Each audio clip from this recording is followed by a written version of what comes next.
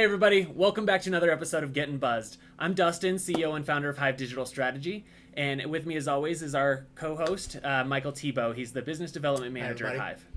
He didn't do the finger guns today, but he should have. No finger guns. We do have a special guest today. It's Kevin Allen. He is with ViGOR, that's kind of becoming ViGOR Fitness. So welcome to the show. Thanks for having me, guys. Appreciate it. Yeah, absolutely. Known Kevin for, I guess, coming up on a year now. Yeah. Something like that. A while to think about it, yeah. So time flies, but excited to have him on. Been kind of actually trying to get him on for a little while. He's a busy guy. So as always, we are drinking something local. So we're drinking Tommyknocker Blood Orange IPA. I've never actually had this one. Tommyknocker is local out of Idaho Springs, Colorado. So just kind of into the foothills of Colorado. Yeah. So let's crack them open. Yeah. Let's crack them. I love it. Cheers. Cheers. Cheers. Thanks for having Kevin, me, guys. again, appreciate you coming on. I like it. The old 11 o'clock beer. Right. Hey, orange beer, 11 o'clock. Right, It yeah. makes sense to It's me. basically a mimosa. Right. That's right. This is breakfast beer as far as I'm Exactly. concerned. Great. So today we're actually talking about marketing kind of throughout an accelerator. So what does it look like before and during and after? So Kevin has gone through accelerators. His kind of startup went through, and there was a lot of change, right? Yeah. But before we kind of get into that, Kevin, why don't you give us kind of your background? You have a kind of an interesting story. Sure. Yeah, so, I started out like everybody else, wide-eyed and ready for the world. I went to Penn, Wharton undergrad. Nice school. Yeah, pretty fun until it's finals and everybody's Right. nobody's talking to each other and it's a little crazy. But Right. I played football there, which was my release, and we had some great times. Got a couple Ivy League championships. We're on a top 10 nationally ranked team, Yeah. and people were scared to play us, which is a point of pride for me. Sure. So after that, went into investment banking, did sort of the traditional thing, got an MBA. And after my MBA at Emory in Guzweta, I started my first company. Okay. It was a bioinformatics company before there was really bioinformatics. We actually sold that to one of our competitors. Went back into the corporate world, got a law degree because it was something I always wanted to do. Worked on the Hill Like a you do, bit. because you hadn't done enough already. Well, Right, I was fortunate enough to get my undergrad in 3 years, got my MBA in 11 months, so I figured I had some more school time Right. Nice. to go. You didn't soak it all up yet. That's right. Yeah. That's right. So I went up to the University of Chicago, and it was great. Barack Obama was one of the professors there while I was there. Antonin Scalia did our moot court, so I got to see him in action. Was a great guy, very well respected justice, and obviously did a great job at the Supreme Court, and met a lot of cool people. Got into energy efficiency after that, and started my second company, which was a B2B energy efficiency play. Sold that to a customer. Just casually. Started my second company, sold that one too. It's no big Let's go to deal. school, start a company. That's it. For those of you who can't work for large corporations, starting a company is the natural thing to do. Right. And I just really enjoyed the process of creating things and being in business and having to be creative and doing everything. And so startup world kind of was my thing. Lots of hats. Lots of hats, yeah. And I like to do a lot of different things. I don't like to be bored. So did that, sold that. And then was approached by a friend of mine I'd known. I actually played football against in high school. He and I, great friends since we were 14 years old, to get in the fitness industry. Okay. And so specifically around rowing. So we did that. We started a company called ViGOR in Washington, D.C., where we're from. And it went really, really well. Yeah. And it was a brick and mortar play, but we always were going to create some technology around it. Okay. We had success in the brick and mortar, and we looked around and said, well, what can we do to go very quickly from a brick and mortar to technology and mobile application? Which is kind of how everything's moving, right? That's right. That's right. We knew, this is about the time when Peloton was starting to come out. Okay. So they had just started, I think they'd come off their Kickstarter, and so, we were aware of it. And rowing was kind of becoming the hot new thing. You had companies like Row House in New York with brick and mortar that was going national. Orange Theory was coming on at the time, and so we wanted to take advantage of the trend. Yeah. And Accelerator was a perfect way to do it. It was a way for us to kind of have some consolidated work time and do just what it says, accelerate our growth path from where we were to where we wanted to be. Yeah, absolutely. And so I have two hard-hitting questions. Right? Okay. Okay. First, You mentioned you played football against Fola. Who I was did. better? Depends on who you ask. Okay. I admittedly, it's funny when you play against your friends. So my two best friends in high school both played against me. Okay. And one of them played both baseball and football against me. I still have scars. He was actually an everything center and linebacker when he played at Michigan, and he slid into me. I played third base. He slid into me and destroyed my leg. He was out. Oh man. And I tagged him out, but he took me And out. you must know that. And I'm still scarred for life. Fola, my great story with Fola, we were playing each other, and we beat him 21-0. Just, I'm going to preface what I'm saying by that. Okay. So the W happened. Fola. I didn't know that. See, he won't bring that up, right? Right. So he ran, I was on the kickoff team, and, we were both starters, and he got the kickoff. So, I got the big eyes. I'm like, I Right. get to destroy him. I'm going to crush this dude. Here comes the train. I got off the block, and I just missed him. Like, I literally, I grabbed him, he spun. I remember looking up and be like, oh my gosh. Never I'm gonna going to hear hear the about end of this for the rest of my life. And I'm going to just start a watching him. business with this guy, and he's going to talk about it 20 years from That's now. right, and he does. And I actually think he scored, but they got the touchdown call back. But it was great fun. That was my only opportunity really to get a hold of Fola. But and I missed it. That's but funny. what are you gonna do? So then we right. start a company together. That's Right. right. Bury the hatchet and start a company. I mean, I didn't play that level of football, but I played semi-pro. Yeah. And one of my best friends, I played with for several years, and he caught a screen pass, and I just got destroyed. I was supposed to block, and I got destroyed. And there is a photo. There's a photo with like my legs above my head, and him trying to get around it, and he never lets me live it down. You got photo evidence too. That's He bad. sends it to me like at least once a quarter, and I'm like, oh, could you please just delete that? Like, that's Get it just off the terrible. internet. That's right. That's right. That's great. So the other thing was, I know that you have kind of an interesting, almost like reality star background. So Kevin was on the second season of The Apprentice. What was that kind of experience like? Hanging with the Don, or President Don, as he's called these days. Right. No, it was a great experience, right? I mean, it was really cool just, being on TV. The cast was unbelievable. I mean, we're talking like, Harvard, Wharton, it was, I mean, just ridiculously accomplished, private equity fund managers. I mean, it was literally the cream of the crop, and that was what was exciting about for me, to be on the show and competing like that and getting to live the good life in New York, quite honestly. Right. And regardless of what your feelings are about the president, I have my misgivings about his style, and I don't appreciate a racist being in the White House, but. He was very gracious to me and to us while we were on the show, and I appreciate that. And so that period of my life was a lot of fun. It was really cool to be there. Yeah, well, I feel like I always wonder, like with some of the reality shows, because like they're aired way before, right? Sure. And like then you're back to living like your life, Right? And like how do you? I'm sure everyone's like, hey, who won? Hey, what happened? Like, well, NBC makes you sign your life away, as you might imagine, right? And they even have rights if it goes into space. If for some reason we colonize the moon, NBC still has the rights to everything that happens on the show. It's actually explicit in the contract. Which, I mean, weird. I mean, you've started the three businesses now. Yeah, Played college football at an Ivy League school. Yeah. Then we're on a reality show, so it might be you that colonizes the moon. Maybe. That's the next business. Another business idea, right? We're here in Colorado. A lot of great space tech here. Right, that's true. Was that your first time ever being fired?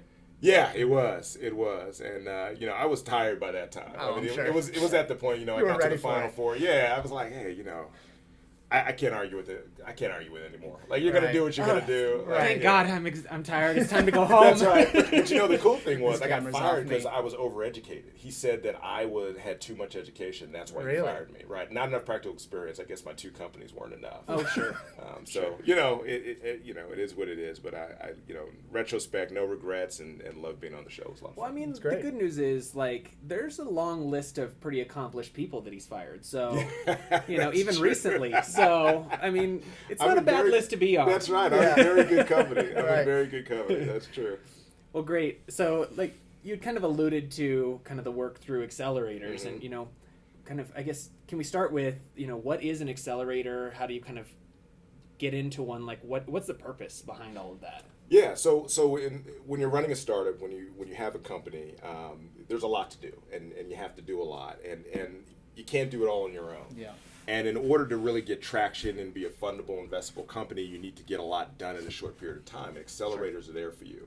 So essentially what they do is they're typically, and there's all different flavors of accelerators, but they typically put you in they bring you in wherever the accelerator happens to be, so you move there for 3 months. Okay. It's a typical time frame. They support you with mentorship, generally make an investment in the business, and get you everything you need to succeed and get as much work done as you can over a 3-month period of time. It's like it's kind of like summer camp for startups. Right. It's really intense experience. With steroids. That's right. Really, I mean, you're working all day, all night. You're accountable for everything Right. that you do to Yeah. a group of people. I mean, it really is a great way to jumpstart your business and I think focus your team. I think the cool thing for us is we all are, the first accelerator we went through, Capital Innovators, top 10 accelerator based in St. Louis. And everybody said, well, St. Louis and startups. Well, this accelerator was great. They had great facilities, great mentorship base. And in 3 months, we launched a mobile application for ViGOR. From zero, hadn't even looked at it. We were able to get a mobile application out and ready to go in 3 months as a result of the accelerator. So that's the kind of thing that you can do if you can become a part of these things. And it's very difficult to get in. I mean, it's a very highly selective process. Yeah. Typically, thousands of companies apply. They might pick 4 to 10. Wow. And so, and they're from all over the world. We had a company from Israel in our cohort. And so, like, they moved out from Israel to St. Louis to go through this. Listen, we had a crash pad. I mean, we were doing this kind of old school, like mattress on the floor, no furniture, renting out an apartment kind of deal. Right. Like, that's how we were living. Wow. And so, I would go home every other weekend or so to the family, but we were there to work. Yeah. And awesome. belly to belly as a team, and it was just great. Wow. And so, kind of from the marketing standpoint, like I'm sure, like you mentioned, there's a lot of mentorship. I'm sure there's some marketing expertise behind some of those things. Obviously, like you having started multiple companies before, I'm sure like you had at least a good understanding of like, okay, how are we going to get this out to the masses? What was that kind of process or evolution like from the day you started the accelerator to the day you graduated? Well, I'm gonna take some liberties here if you don't mind. I'm gonna take kind of a approach at that we did everything right because we didn't. Okay, sure. So looking back, I'm gonna say, okay, this is how I would have done it. Okay. We did some of these things, but I don't think we understood the kind of momentum we would be having coming out of an accelerator, and we're ready and able to take advantage of it. But there is a great deal of velocity from a business perspective that you get coming out of an accelerator because you've got so much done. Yeah. They're doing press. They're very proud of the companies that are in there. And going in, it's an achievement to make it into an accelerator. And that's kind of the first step when I think about marketing. From a business perspective, we're all out here scratching and clawing for exposure. Right. And an accelerator is a great reason to talk about your company. So, in retrospect, this is something we didn't do. I would have, press released the heck out of this thing. Sure. The accelerator's excited. You're excited. I would have gotten Well, as and much it's so press selective. as you. That's right. Like there is actually an angle there. There's a story. That's right. That's right. We beat out X number of companies. Right. So I think the first thing to do is to understand that how big of an accomplishment it is to even get an accelerator. Yeah. And to promote that. Like, be proud about that. And it helps your company, gives you credibility, gives your team credibility. And it's a great way to say, okay, this is a company to watch. Right. Well, and I think it's one of those things, like, as a business owner, like, to me, and I think you kind of have that same personality of, like, you have this big accomplishment and it, like, yeah, you're excited about it, but you're like, okay, what's next? That's like, right. Let's go. Like, it's okay, that was just a step. And so, like, I think as business owners, like, it's hard to take that step back and, like, celebrate those little wins. And not that that's a little win, but, like, that wasn't your overall goal. Like, your business goal wasn't, we want to get into an accelerator. But I think it's interesting, and I think that's a good kind of piece of advice for anyone like looking at an accelerator. Like, hey, if you get in, like, that's a big deal. Celebrate that. Like, share that. Yell it from the rooftops. Yeah, Dustin. I mean, I think you hit it right on the head. Right, as an operator, we're very objective oriented. Right, we get here. We wanted to get an accelerator. We got it. Great. We're not wired to necessarily yell from the highest rooftops that we accomplished this. Right. We're wired to take that. Yep, great, did it, next step. Right. Just like you said. And I think that's why people like you and what HIVE is doing is so important, because you have to realize that those accomplishments have to be out there. Right. You have to talk about those because they don't come every day. Right. Good angles are hard to find. That's right. And, like, that is one. That's right. So I think just talking about the accelerator and being excited, because they want to do that. They're doing that anyway. Sure. And you get their press, but if you could do your own, if you could collaborate, if you could be more proactive about engaging with that. The second we got in the accelerator, our first question should have been, all right, how are we going to promote this? Right. What's the schedule look like? Who's it going out to? Makes sense. How do we make hay out of this? And that's not where our mind was. Our mind was like, all right, let's get to work. Right. Yeah. Which is okay. Which is probably common, right? Like Yeah, I think I anyone think it that's like their business is at that point where they can get into an accelerator, like they're not throwing a party because they got in. Like they're like, all right, let's get to work, let's make this That's right. happen. Like we got goals, we're gonna take over the world. That's right. We're about building businesses. Right. And so that's a step for us in building a business, and that's all we're thinking about. Right. How did even taking a step before that, what marketing or sales tactics did you take to beat out those other companies to get into the like what made you guys stand out? What made you guys special?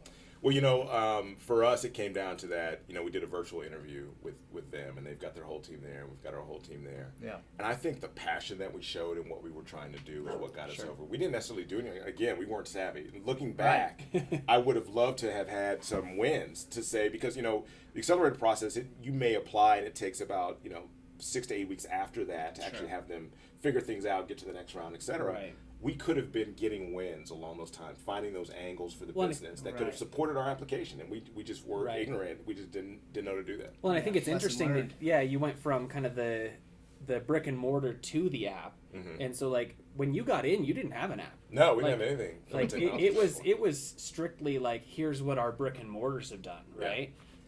So that, I mean, it's interesting that you kind of made that switch there. Well, it was always our plan. Right. So we knew it was going to happen. I think we could not have made the switch without the accelerator. Yeah. We could not have gotten that work done working as the team as we were. It took, the three of us, there were only 3 people in the company at the time, literally sitting together face to face 14, 15 hours a day Sure. to figure it all out. Right. To get to where we needed to be. Right. And how many times did Fulla bring up the missed tackle? He's actually pretty gracious about that because he doesn't want to talk about the score. Oh, And the fact That that they makes never sense. beat us as a school, even though they were down the Okay. street. It makes Sorry sense, about like- that, Father. Hit him while he can't hit you back right That's now. right. He's not here. Yeah. You know what I mean? Especially he's physically not here, so I Right. have to deal with it. You Yeah. know what I mean? as soon as this airs, I'm going to get a text from Fulla. So I think that's super interesting. So can you kind of talk about like in the accelerator, like you get a lot of mentorship. Like Sure. what are the resources that you kind of get to work with there, and like going from nothing, essentially no digital presence, to having an app 3 months later, like that's a crazy ramp up Yeah. period. Like that doesn't happen like in the real world. Yeah. And so like how were they able to kind of support you and make that happen 3 months later? Yeah, so accelerators come in all different flavors, as I mentioned, and the Capital Innovators was great for us because it was very structured. Sure. You had your Monday morning meeting, everybody had to present in front of a mentor base, and the mentors were everything from marketing professionals to technology professionals to operators of Fortune 500 companies, literally. Nice. Yeah. So you're able to pull on this pool and of resources to help you validate what you're doing. And I think from an entrepreneurial standpoint, a lot of times you feel isolated. You feel like you're building something in a vacuum. Absolutely. To be able to reach out to somebody who's been there, done that, Right. and say, hey, this is what I'm thinking, this is what we're doing, does it make sense? Right. That allows you to make decisions quickly, move on, without That's great. having sort of that confusion or concern that you're doing something that's taking you out of pace. I think that's so important. Like I mean, so I started my company very young. I mean, I think it was 24 when I started, and so it was just one of those things where like you get rolling and you're like, crap, I've never thought about any of these things. Right. Like what am I doing wrong? What missteps am I making, or what could I avoid? And like without that accelerator, like you don't necessarily have somebody like right next to you That's saying, right. hey, don't do that. Hey, do this. And I think that's such a big piece. I remember just kind of going through, and like you do feel like you're in a vacuum, Yeah. and you're working and like, okay, I hope I'm doing this right because I'm doing it this way. So that's I could see that being a really big kind of catalyst for that growth. Oh, it's huge, and you build relationships. You're given a mentor, and you build a relationship with that mentor, and that mentor becomes somebody that you trust. That's credible, and those relationships matter not only for getting through the accelerator, but for afterwards when you're having conversations, when you're raising money. You need those ties, and so an accelerator is not just about what happens in the accelerator, it's about what happens afterwards and how they support you. I can call Capital Innovators, Brian Dixon's the CEO over there, and have a conversation with him anytime I want. And this is a guy who's seen a gazillion companies and has funded a gazillion companies. And can say, hey, Kevin, you're all right. Or, hey, we need to do this, or you should think about that, and just get that extra perspective. That's awesome. So kind of talking about post kind of accelerator, like I know that you're kind of in that process of actually kind of becoming a bigger brand, right? Yeah, like that's right. We're becoming ViGOR Fitness. That's right. Like, kind of talk about that transition and what's kind of spurred that. Well, shockingly, Dustin, we are going from Row ViGOR, which was a rowing centric product, to a much broader fitness mandate. Yeah. And we are transitioning to ViGOR Fitness, and we've made that transition. And again, surprise, we used an accelerator to do it. This time, a different kind of accelerator, right? Again, have to get a lot of work done very quickly. Have a lot of holes and gaps in terms of your knowledge about how to do that. Yeah.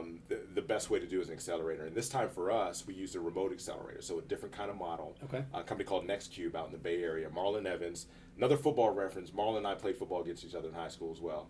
So what I've learned is that football spawns business. That's right. It, yeah. That's right. Football makes the world go round. Marlon went to Stanford and played, and then had some NFL stuff. And he's on a much different level, and was evidenced by the fact that he and his team beat us in the state semifinals as a nationally ranked team. Can you tell if there's any bitterness going on here? Not at all. Yeah, Marlon ran back the opening kickoff and kind of set the tone. Oh, man. Yeah. So again, sounds like that's a trend. I keep working. I keep working with people who destroyed me on the football field. So, but no, NextCube was a great organization because it allowed us. By this time, we were stable as a company. The mobile application had been out, and we didn't need to be there physically, right? We didn't need that sort of hand holding that we needed at first. That's interesting. To go from Row ViGOR brick and mortar to Row ViGOR mobile app. Now we were going from Row ViGOR to ViGOR Fitness, expanding the mandate to create a much more marketable venture funded.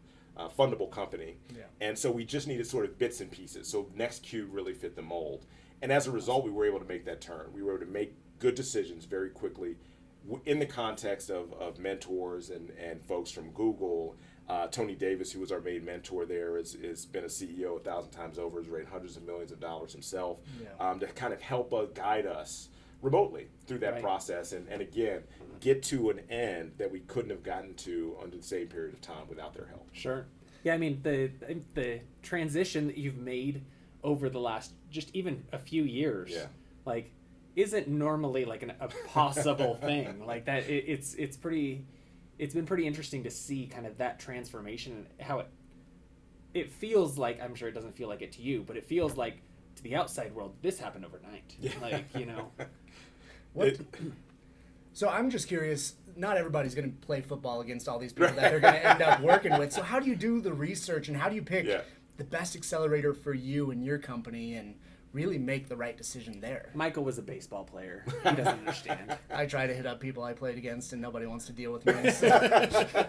No, it's about, there are resources out there. And it is about research. It is about understanding what you need and when you need it. For instance, when we were looking at accelerators the second time, we didn't consider going in-house, right? We didn't consider having to fly somewhere and disrupt the team because we had momentum we wanted to keep. Sure. But we did need some support, and so we looked for accelerators that way.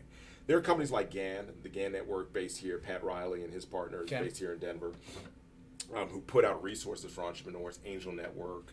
F6 is a site where you can see and find accelerators and sort of evaluate them. They have them all over the world, for all different purposes and places in the company's life cycle. So they even have them for companies who are on their B or C or D round, helping to get them ready for IPO and do other things. So it is about doing research. It's about finding the best fit for you at that particular time. The mentorship thing is also big, right? So we knew that Capital Innovators had a great technical mentorship base, and so we wanted to take advantage of that. We knew that NextCube had a great venture capital mentorship base, so folks who understood how to scale companies, what people would be looking for. We knew that was the next iteration from a needs perspective. So I think understanding what the Accelerator's purpose is, talking to some of the companies who've been through it, hey, how do they support you now, and how do they support you afterwards? They just kind of leave you off and go into the next cohort, or were they really supportive? Those are the sorts of things that you need to do from a homework perspective to find the right accelerator and then go ahead and apply. I think that's so interesting, like, just because with from the outside world, like if you're just starting up you have a brand new startup, like you just think an accelerator is an accelerator, but to actually like do your research, and one thing that you mentioned, like actually talking to people that have been through it, like reaching out to those companies that have already been in your shoes and have gone through this accelerator and finding out what their experience was.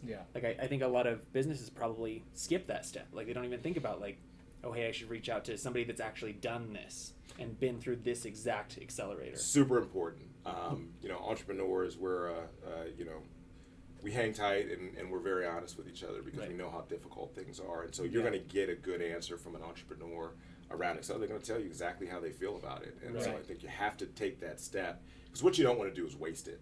Right. You can't just keep going through accelerators. So hard to get in. It's hard. That's right. You put in all that work. You don't want to just. It's not a shotgun approach, right? Right. You want to be able to be focused in terms of where you want to apply, where you want to be, and how you want to get in. Yeah.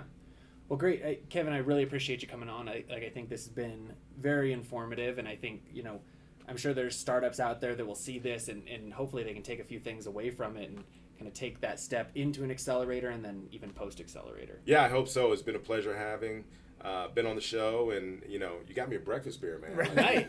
This is awesome. Like, it's who's really a turn bribe. On breakfast beer? It's a bribe to get you here. You come on the podcast, you get one beer. Hey.